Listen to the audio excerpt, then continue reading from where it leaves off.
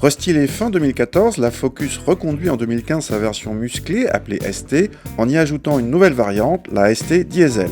Extérieurement, rien ne distingue les ST Essence et Diesel qui se reconnaissent à leur kit carrosserie spécifique comprenant les bas de caisse couleur carrosserie, un becquet plus proéminent et bien sûr la sortie d'échappement centrale. Les feux avant sont entourés de noir et les roues de 18 pouces sont en série, mais les étriers de frein peints en rouge sont en option à 170 €.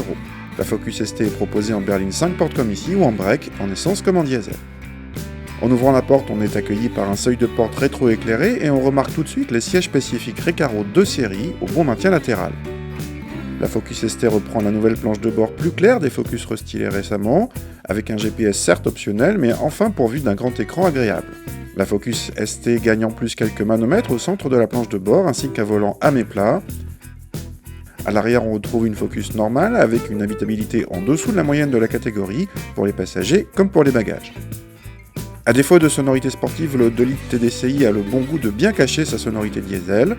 Il reprend facilement dès 1500 tours, et malgré une fiche technique qui donne la puissance maximale à 3500 tours, il monte au-delà des 4000 tours sans s'essouffler.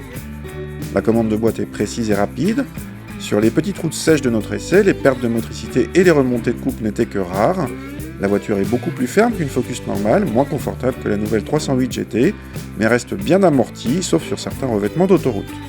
Le train avant est précis et mordant, bénéficiant d'une direction plus directe. Le train arrière est en revanche assez volage, pour le plus grand plaisir de certains, d'autant que cette Focus est la seule de la gamme actuelle à avoir un ESP déconnectable. Le bilan est plutôt positif, avec un diesel à la fois performant et sobre, même si les concurrents directs en diesel, à savoir la Golf GTD et la 308 GT HDI, s'avèrent encore plus sobres. Reste qu'à ce niveau de prix, on aurait aimé un équipement un peu plus fourni de série. Le GPS, l'accès main libre ou même les feux diurnes à LED sont en option.